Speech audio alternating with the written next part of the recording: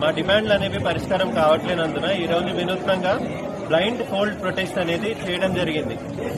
రాష్ట్రంలో ఉన్న అన్ని మెడికల్ కాలేజ్ హాస్పిటల్స్ లో ఈ బ్లైండ్ ఫోల్డ్ ప్రొటెస్ట్ అనేది చేయడం జరిగింది. ఎందుకంటే గవర్నమెంట్ అనేది పట్టించుకోవడం లేదు దాని గురించి అని చెప్పి ఇప్పుడు బ్లైండ్ ఫోల్డ్ ప్రొటెస్ట్ దాని గురించి చేస్తున్నాం.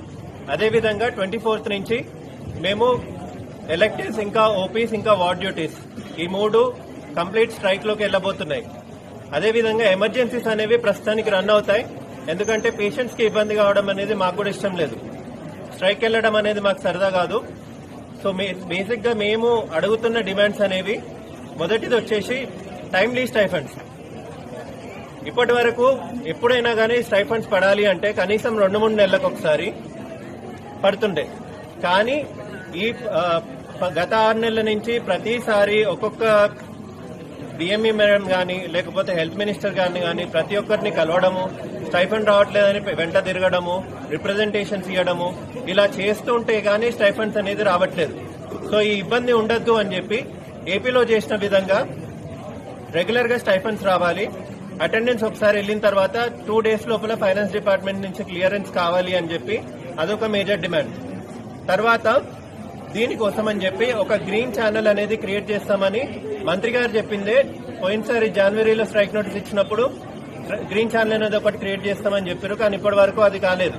సో దాని గురించి స్ట్రైక్. సెకండ్ వచ్చేసి super speciality senior residents. So వీళ్ళ గురించి ఏమైంది అంటే వాళ్ళు జాయిన్ అయినప్పుడు 1,25,000 శాలరీ ఇస్తా అన్నారు. ఇప్పుడు లాస్ట్ మంత్ 16th రోజు వాళ్ళకి 92,000 శాలరీ మాత్రమే అని చెప్పి మళ్ళీ ఒక సర్క్యులర్ లాగా తీశారు డిఎంఈ ఆఫీస్ నుంచి. సో దీనికి అగేన్స్ట్ గా అదొక పాయింట్ కూడా రేజ్ చేయడం జరిగింది. కానీ ఇప్పటికీ కూడా 1,25,000 ఇస్తామంటున్నారు, అసిస్టెంట్ ప్రొఫెసర్ పోస్ట్ ఇస్తామంటున్నారు, కానీ ఏ డేట్ నుంచి ఇస్తారు అన్నది ఇప్పటి వరకు కూడా క్లారిటీ లేదు. మూడో అంశం వచ్చేసి హాస్టల్ ఫెసిలిటీస్.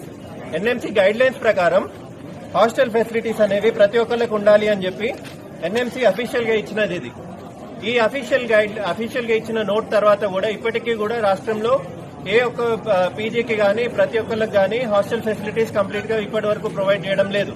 సో ఈ హాస్టల్ ఫెసిలిటీస్ ప్రొవైడ్ చేయడం గురించి అట్లీస్ట్ బడ్జెట్ అన్న రిలీజ్ చేయాలి.